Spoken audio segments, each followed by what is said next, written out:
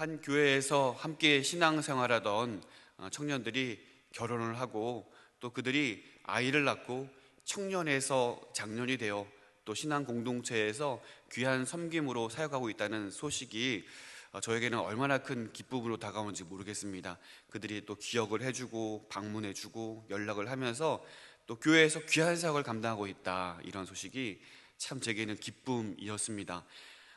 이와는 비교할 수 없겠지만 사도 바울에게도 이와 같은 기쁨이 오늘 본문에 분명히 있었던 것 같습니다. 바울은 2차 전도 여행 중에 데살로니가의 교회를 개척하죠. 하지만 상황이 여의치 않고 빠르게 그 교회를 떠나야 되는 상황이 발생하게 되었습니다. 염려되었겠죠. 아직 믿음이 뿌리내리지 아니한 데살로니가 성도들을 향한 바울의 안타까움이 분명히 있었을 것입니다.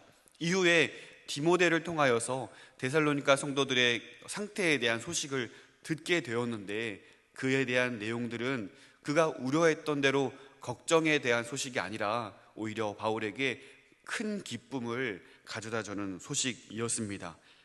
디모데에 의하면 그들의 믿음이 복음에 견고히 서 있었고, 또한 그들의 믿음이 많은 지역에까지 퍼질 정도로 온전하였고 견고했다는 소식이 들려졌던 것입니다. 무엇보다 바울은 그들의 모습을 이렇게 회상하죠. 2절부터 4절까지 말씀을 한번 천천히 읽어보시겠습니다. 우리가 너희 모두로 말미암아 항상 하나님께 감사하며 기도할 때 너희를 기억함은 너희의 믿음의 역사와 사랑의 수고와 우리 주 예수 그리스도에 대한 소망의 인내를 우리 하나님 아버지 앞에서 끊임없이 기억함이니, 하나님의 사랑하심을 받은 형제들아 너희를 택하심을 아노라. 아멘.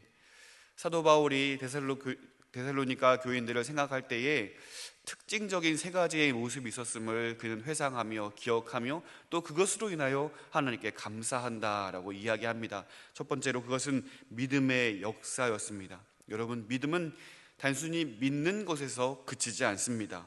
믿음은 역사입니다. 믿음은 믿는 대상을 향한 신실한 행동을 수반하게 되어 있습니다.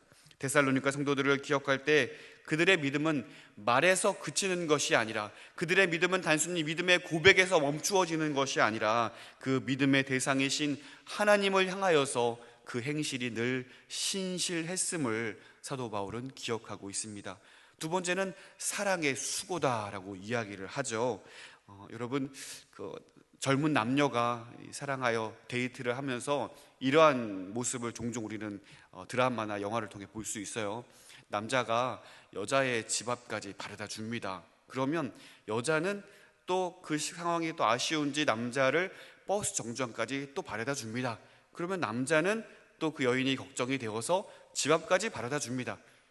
계속 이 헛된 낭비적인 이 수고로운 걸 계속해서 반복을 하는 거죠. 왜 그렇게 할까요? 왜 이렇게 낭비적인 수고를 계속해서 일삼는 것일까요?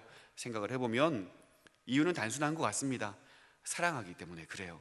사랑하기 때문에 서로 걱정이 되는 것이죠. 혹은 더 시간을 보내고 싶고 더 보내주고 싶지 않은 그런 사랑의 마음이 이처럼 수고로운 낭비적인 것들을 불러일으키는 것 같습니다. 이유는 단순합니다. 사랑하기 때문에 그렇습니다. 이처럼 사랑에는 분명한 수고가 있는 것 같습니다. 인간을 지으신 하나님께서 왜 인간 손에 죽으셔야 했을까요? 억울하게 십자가의 형벌에 매달려 있으시면서 왜 예수님은 천군 천사를 동원하여 그들을 벌하시지 아니하셨을까요? 그 십자가의 고통이 얼마나 견디기 어려운 것이라는 사실을 주님께서 아시면서도 왜 하나님을 향하여서 아버지의 뜻대로 하옵소서 순종하셨을까요? 그것이 얼마나 수고로운 것인가를 알면서도 주님은 왜 그처럼 행동하셨을까요? 이에 대한 모든 질문의 답변은 사랑하기 때문에 라는 것입니다. 사도 바울이 데살로니가 교회 성도들을 생각할 때에 이러한 서로를 향한 수고, 사랑하기 때문에 일삼는 이러한 수고가 그들에게 있었다는 사실을 바울은 기억하고 그것으로 인하여 감사하고 있는 것입니다. 세 번째는 소망의 인내입니다. 환난을 당하면서 끝까지 견디는 데살로니가 성도들의 모습을 바울은 회상합니다. 그들은 어떻게 고통 중에, 환난 중에 인내할 수 있었을까요? 그것은 다시 오실 주님에 대한 그 재림에 대한 소망을 그들이 가지고 있었기 때문입니다. 다시 오실 주님을 믿기에 복음의 영광을 세상의 안위와 바꾸지 않았다는 것입니다. 다시 오실 주님에 대한 소망은 이처럼 현실을 견딜 수 있는 힘을 제공해 줍니다. 이처럼 믿음의 역사, 사랑의 수고, 소망의 인내를 가진 데살로니가 성도들을 회상할 때 이들은 하나님이 택하신 사람들임에 분명했음을 사도 바울은 공고히 선언하고 있습니다. 4절입니다. 하나님의 사랑하심을 받은 형제들아, 너희를 택하심을 아노라. 하나님께서 그들을 자기 백성 삼으셨고 그들을 택하셨음을 믿음의 선언을 하고 있습니다. 그러면서 하나님의 사람들로 택하심을 받은 그들에게 나타났던 특징들에 대해 이후 구절들을 통하여 소개하고 있습니다. 그러면 그들에게 나타났던 택하심을 받은 사람들의, 하나님의 사람들의 특징은 무엇이었을까요? 그들이 보여주었던 믿음의 역사, 사랑의 수고, 소망의 인내에 대한 이러한 소문들이 마게도냐와 아가야의 경계를 넘어서 각처로 퍼져 나가게 되었다는 거예요. 또 그러한 믿음이 많은 사람들의 본이 되었음을 바울은 이야기하고 있습니다. 자, 7절 말씀 보도록 하겠습니다. 그러므로 너희가 마게도냐와 아가야에 있는 모든 믿는 자의 본이 되었느니라. 아멘. 마게도냐와 아가야는요, 현재 유럽의 북마케도니아, 그리고 남으로는 그리스 전 지역을 아우르는 지역입니다.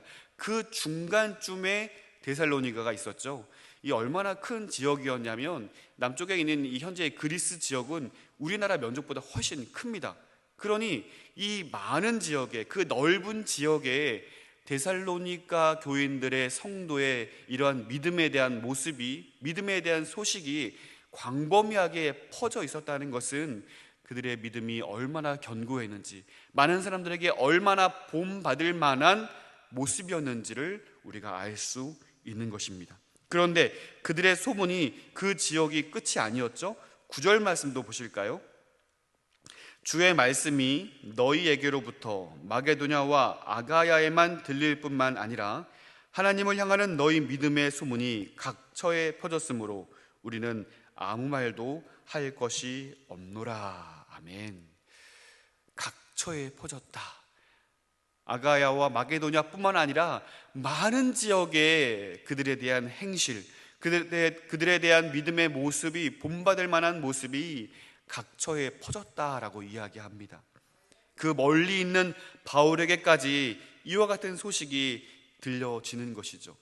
이들의 믿음에 대한 소식을 들은 바울은 그들의 그 신앙에 대해서 이와 같은 평가를 내리고 있습니다.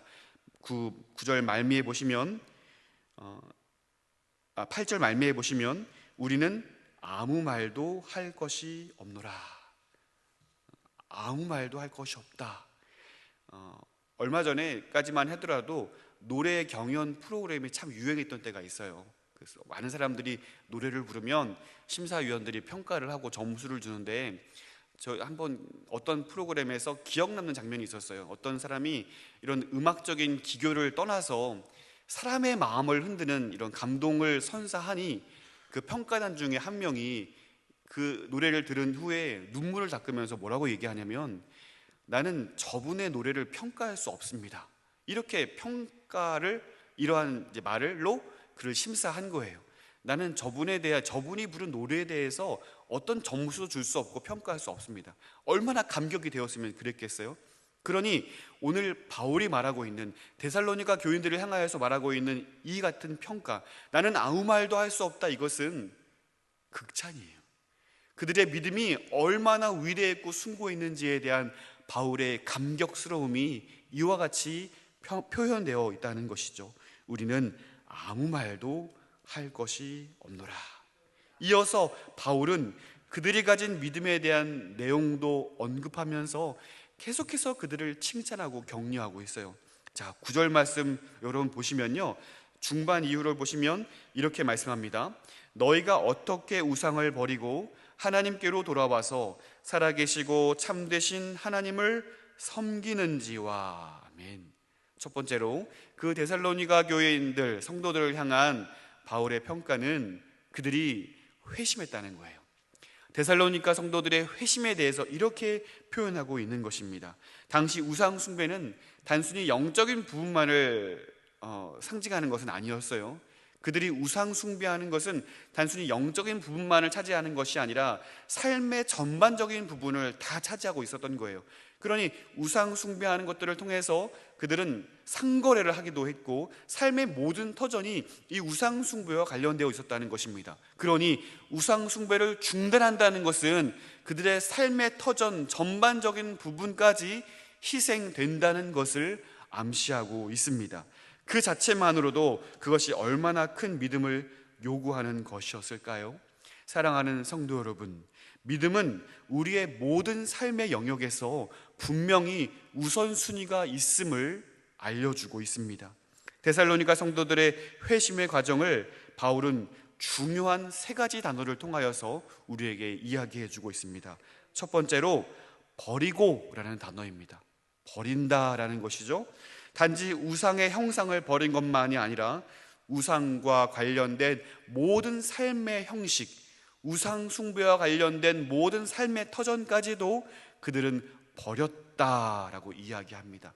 이 버림을 통하여 그들에게 분명한 손해가 있었지만 이후 더 큰 영광을 그들이 바라보았기 때문에 그들은 과감히 버림을 선택하고 있습니다. 두 번째는 돌아와서라는 단어이죠. 돌아와서. 그것은 우상에게서 돌아선 거예요. 마치 아브라함이 하나님의 명령을 통하여서 갈대아 우르를 떠나고 다시는 그 땅을 돌아가지 아니한 것처럼 완전히 떠나갔다는 거예요. 돌아올 여지를 남겨두지 않고 완전한 떠남을 의미합니다. 세 번째는 섬기는지와 섬긴다라는 단어로 설명하고 있습니다.